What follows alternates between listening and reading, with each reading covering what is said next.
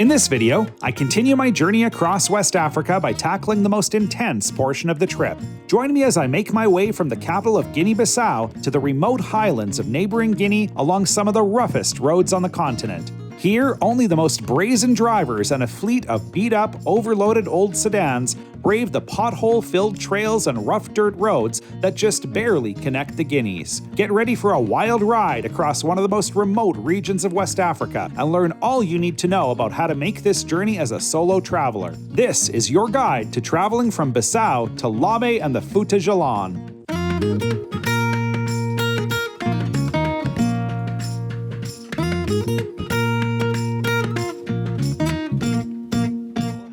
Good morning from Bissau. This is my 5th day here, so I've been here a long time, the entire week basically, but it was necessary. I needed to apply for some visas, get some work done. Today, I am beginning one of the craziest parts of this trip.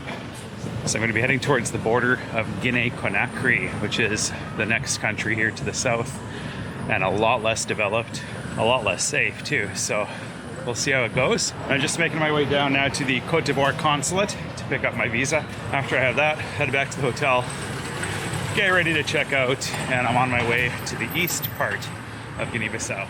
So it's a bit of a hike down here to the Cote d'Ivoire consulate, but I'm so glad they even have one. It's actually not even listed on Google Maps or anything. This is just a tip that I found on a site called Overlander. This saved me like $100 versus buying my visa at the airport. So definitely worth the wait, definitely worth the extra day in Bissau. Let's just hope this guy shows up on a Saturday to give it to me. He assured me yesterday he'd be here, so I trust the guy. So I'm back here at the Cote d'Ivoire consul, and there's nobody home. So hopefully the guy shows up soon. He said 9 o'clock. All right. I think I was probably about 10, 15 minutes late, but that wasn't too bad. And he did show up, and I have my Cote d'Ivoire visa. So I'm heading back to the hotel now to get ready to leave. I am a little bit delayed, of course. I would have left at like 6 in the morning or 7, and it's like 9:30 almost. So probably not going to get out of here for another hour or so, and then I'm probably not out of town till realistically like noon or 1 o'clock, I'm guessing. Gabu is about 4 hours, 3 hours away. So potentially I might make it to Guinea today, but I really doubt it.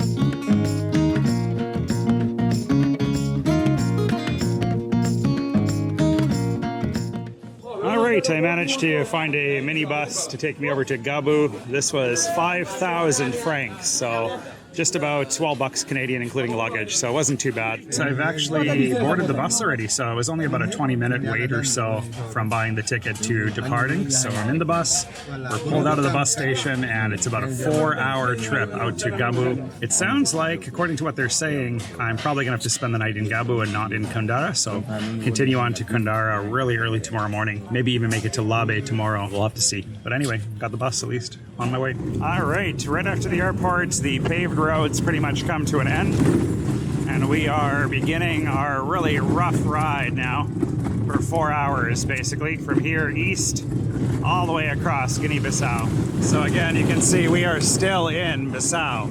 This is still the city. They just don't have a ton of infrastructure here, unfortunately. So it is an extremely dusty ride even here in this city.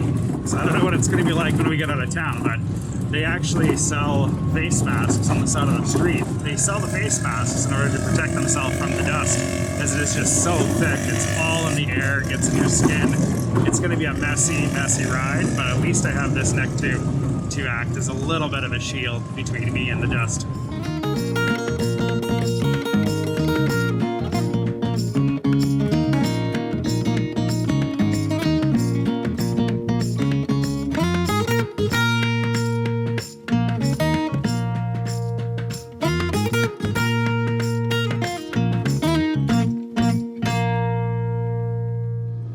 Almost exactly 4 hours after leaving Bissau, we are pulling into the small town of Gabu in eastern Guinea-Bissau. So I'm gonna have to spend the night here as there's no more transport and it's almost getting dark. So Gonna call it a day.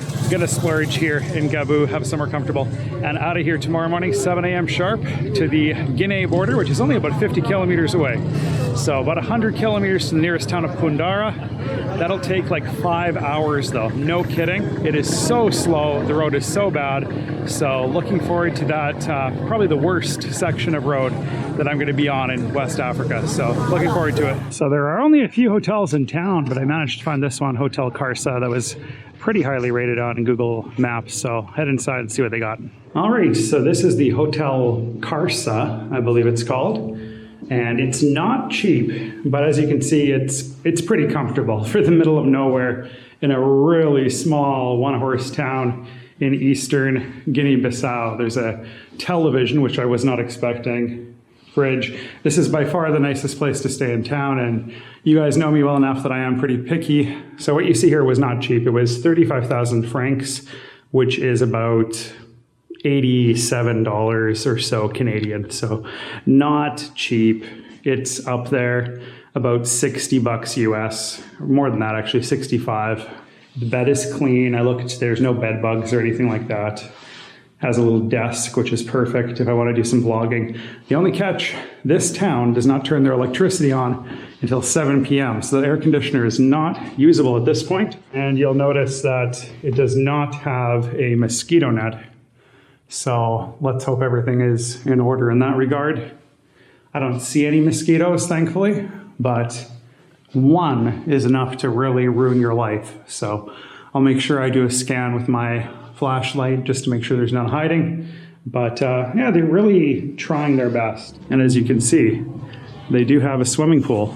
He mentioned it has a bar and a restaurant as well. So this is by far the best place to stay in Gabu in eastern Guinea-Bissau, Hotel Karsa. And I am just drenched. I'm just so hot. The heat of the late afternoon is the worst here in this part of Africa. So honestly, if you can stay out of it, do so. I just want to go take a dip in that beautiful pool, which is what I'm probably gonna do. All right, I'm gonna try out the pool. Looking a little bit murky though, but when in Rome, I suppose. They don't have any lawn chairs out though. I guess it's not the season. But it does look a little bit off color, but I'm sure I'll live. So I'm pretty sure this can't be that healthy. It has like a slight sewage smell, the water. So just saying, it's kind of sketchy. Why can't they just clean the pool, eh? I don't know what to say. It is what it is. All right, well, as you can see, we have electricity. So we're in business. This light doesn't work, evidently, which sucks because it's kind of dark in here. But the AC should work now. They got some lamps here, so that's good. Because boy, it is dark in here. I know it probably doesn't look as dark on the camera, but oh, of course it doesn't work. Well, good morning from Gabu, Guinea-Bissau. I had a really good sleep, 8 hours straight, so there's not much else to do when you don't have internet. So that was good. I feel very refreshed. This is going to be the worst crossing of the entire journey. Don't even know what to expect, but from what I understand, the road is wrecked. 2 to 3 feet deep potholes here and there, like crazy. They're going to be going like 15 kilometers an hour for 100 kilometers to get to Koundara. It's going to take like 5 hours to get there, but I should be able to make it to Labe today, and that's the goal.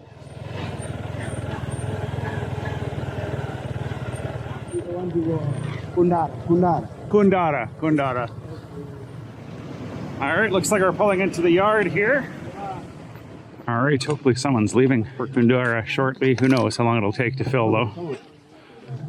So it looks like it's pretty slow to fill today. They only got about 5 people waiting. So it's this minivan there on the left that's gonna go to Guinea. 7:30, we still got a lot of time to get to Koundara. So it gets so dusty here that you actually have to get yourself a plastic bag, basically just to keep the dust out. So they sell them for about 25 cents a piece. And it does keep your stuff protected during the ride.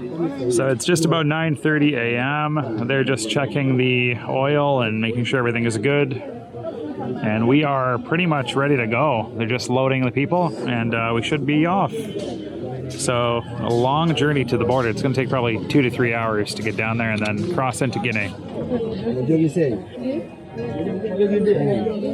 So absolute madness so far. I got the shift lever on one side and I got a live battery on the other side. We'll get there in one piece, that's all that matters. So gonna head out soon, hopefully. Man, my legs are hurting already, but it's the first painful ride in all of Africa, so I can handle that. So you can see why it's such a slow go. It's just a completely uneven surface, so there's this massive ruts. He's got to take it really slow. So based on past precedents, there's a high likelihood of losing a tire on this route. So hopefully that doesn't happen. You can tell it's a rough go. So you definitely need a ton of patience to travel in this area. We're just stopped on the side of the highway here. They are basically securing the luggage again. I guess the luggage came loose and maybe some of it fell off. I'm not sure. Couldn't really understand the translation, but looks like they're securing everything. And then we're continuing about 20 more kilometers down this road towards the Guinea border. Always an adventure traveling in West Africa.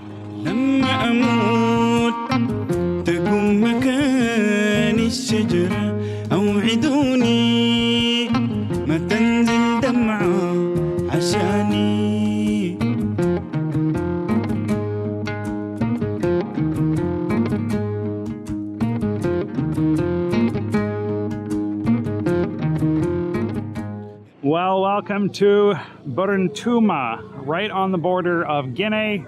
I'm going to be crossing out here soon. I just got to get my luggage off the top of the van and then heading down that road right there towards the Guinea border, which is only about 2 kilometers away. So what a trip. So I just crossed out of Guinea-Bissau and I got this little car here that's going to take me to the nearest town in Guinea and cross the border. So it was 25,000 of the local Guinean francs, the Guinea-Conakry francs. So we'll be on our way shortly. I got the front seat, but I'm pretty sure they're going to cram another person between here. Sharing the front seat with another guy. This is hilarious, but all part of the adventure here in West Africa. So you can see how this would be a nightmare to cross in the rainy season. All right, I just crossed into Guinea with no problems, and we're just waiting for everybody to finish up at the border, and we'll be on our way. It is hot today, though. Wow.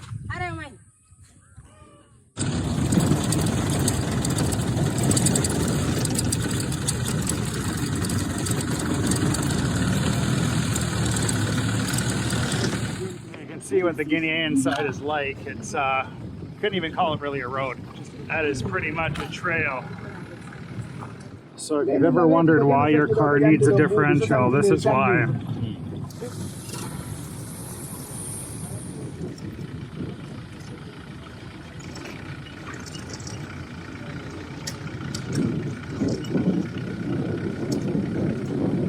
All right, I've arrived at the first town. I don't even know what the name of this town is, but I've arrived here in the first town in Guinea. I'm gonna go try to find a direct minivan now to Labe, which is about 250 kilometers away. Probably gonna get there just around sunset, so this is definitely a travel day, but I will be well situated tomorrow to explore all the waterfalls of Labe. All right, I'm in the chaos of the market here. And this guy I met in Bissau, he actually just bumped into me here and he invited me to join him on his bus. So that's where we're headed. I trust the guy, he seems nice. And honestly, there are a bunch of swindlers back there. They're trying to charge me 60 bucks to get to Labe. So they are just securing the luggage right now and then we'll be on our way. This set class or mini taxi, shared taxi, is going to take me to the town of Koundara, which is one of the major towns here. It actually is on the Senegal to Guinea route on the main highway. So from there, I'll be able to get a pretty cheap transport to Labe, hopefully. But it's 2:30, so we better get on the road soon. All right, we are on our way to Koundara. Just pulled out. And I'm getting used to sharing the front seat with someone, so it's kind of squished, but I will survive. Kind of fun to be getting back on the minibus trail, though. Getting another minivan to the next town, then on to the next town, on to the next town. That's really how you travel Africa. One town to the next, getting these minibuses in between.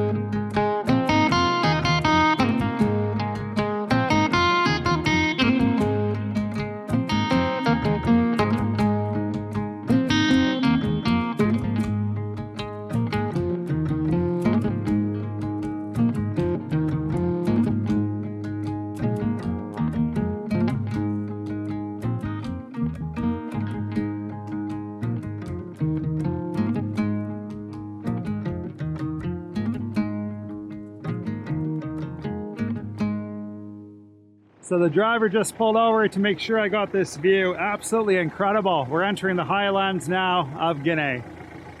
Beautiful. All right, well, it took about 6 hours from Gabu to get to Koundara. So 100 kilometers in 6 hours. Very slow going today, but pulling into Koundara now. Well, it's almost 4 o'clock, so I got to get out of here soon if I'm going to get there before dark. But at least I'm on the main highway now, but it is about 200 kilometers, so I think it's going to take at least 3 hours to get down there. So we'll see what happens, I guess. But gotta get out of here soon, so kind of slowed down changing money and things like that. But hopefully we'll get out and find a car here pretty shortly. So getting to Koundara was actually pretty straightforward, but now there's like an endless wait to get to Labe, which I didn't expect. It's actually harder to get to Labe than it is to get to Koundara. Go figure. USD. How much? Combien? No. Son 30, no. US. Yeah. No, it's pretty small. I lose money. Yeah. No, the valor is this one. No change. It's okay, no problem. So I'm not quite sure what to think.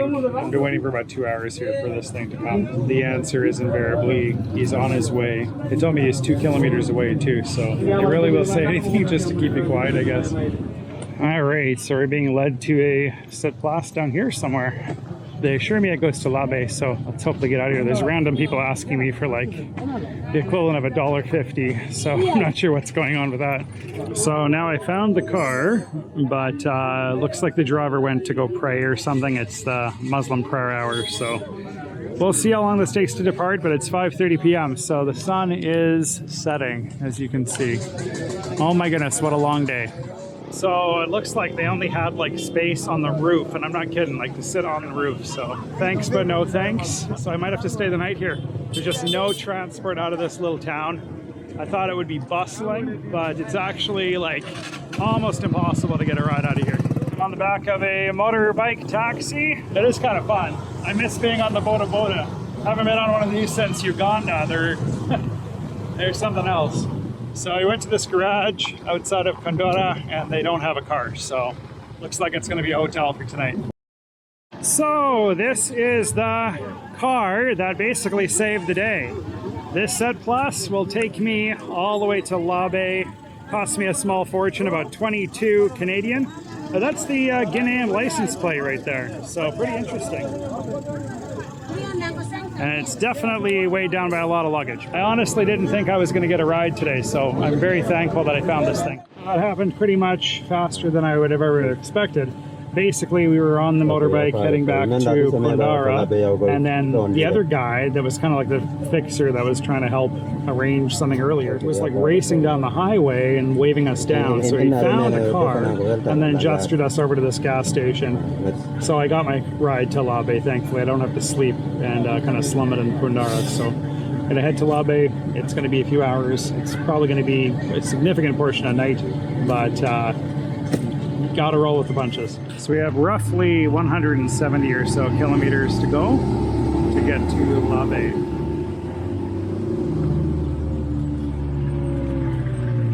A lot of speed bumps.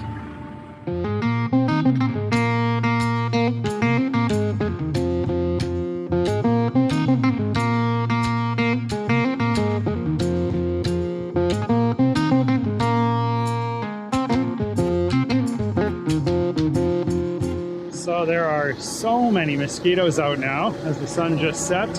They just come out with a vengeance. So I've lathered DEET all over myself and hopefully I don't get any bites. We are stopping for prayer time right now. Guinea is a Islamic majority country, like 96% or something. So they definitely do stop for prayers, just like Mauritania.